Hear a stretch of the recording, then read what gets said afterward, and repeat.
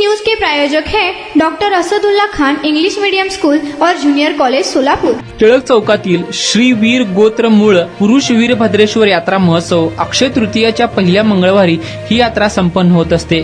यात्रा 5 दिवस असते। यात्रेची सुरुवात श्री श्र विरूपाक्ष शिवाचार्य महास्वामीजी मानूर नागनाथ संस्थेचे मठाचे मठाधिपती यांच्या शुभ हस्ते आरती करून यात्रेला सुरुवात झाली। सोमवार 5 तारीख रोजी सायंकाळी वीरभद्रेश्वर मंदिरातून रथ उत्सव नंदी ध्वज पालखी सोहळा मंदिरातून सुरुवात होते। सिद्धेश्वर मंदिर मल्लिकार्जुन मंदिर सरापकट्टा मधला मारुती टिळक चौक व मंदिरात रथोत्सवाची सांगता होत असते। 6 तारीख वार मंगळवार सायंकाळी 6 वाजता वीरभद्रेश्वर देवाचे सकाळी रुद्राभिषेक पूजन झाले व सायंकाळी अक्षता सोहळा महाआरती संपन्न झाले।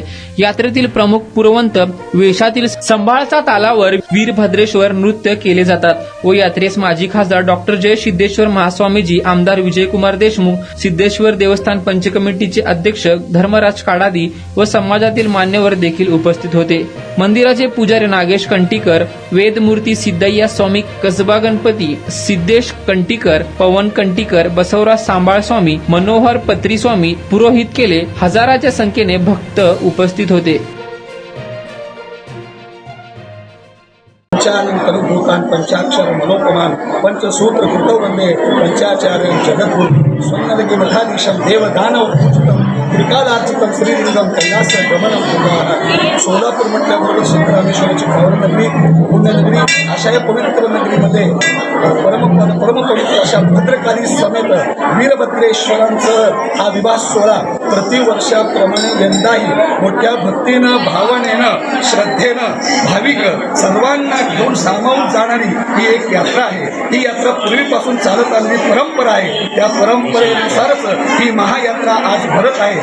भद्रकाली समेत श्री वीरभद्रेश्वराची हा विवाह सोहळा प्रत्येक मानवाचा विवाह होत असतो, पण देवाचं लग्न करण्याचं भाग्य आपल्या सोलापूरकरांना लाभत आहे, हे विशेष आहे। म्हणून या पवित्र कार्यात सर्वांनी सहभागी होऊन तनु मन धन रूपानं आपापली सेवा करतात आणि सुंदर असा विवाह सोहळा आता थोड्याच वेळात पार पाडणार। आज काय काय केलं जातं? आज दिवसभरात विधी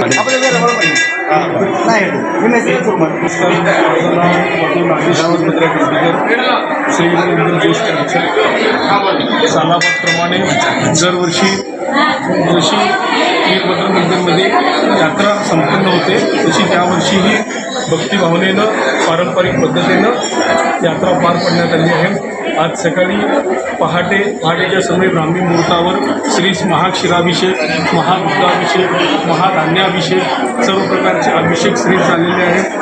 त्यानंतर श्री महाआरती, महाउपारती करण्यात आलेली आहे। महानैवेद्याचा भोग श्रींना चढवलेला आहे। आता सायंकाळी सर्व भक्तिमय वातावरणात सर्व भक्तांच्या सानिध्यामध्ये सर्व पंचक्रोशी रसे घातलेल्या सर्व षटस्थली ब्रह्मी डॉक्टर उपमन्यू स्वामीजी ऐनापूर, षटस्थली ब्रह्मी शिवाचार्य डॉक्टर जय सिद्धेश्वर शिवाचार्य महास्वामीजी गोडगाव, तसेच षटस्थली ब्रह्मी शिवयोगी शिवाचार्य महास्वामीजी पानगुंगरूळ, तसेच षटस्थली डॉक्टर शांतलिंगेश्वर शिवाचार्य माधवी परगा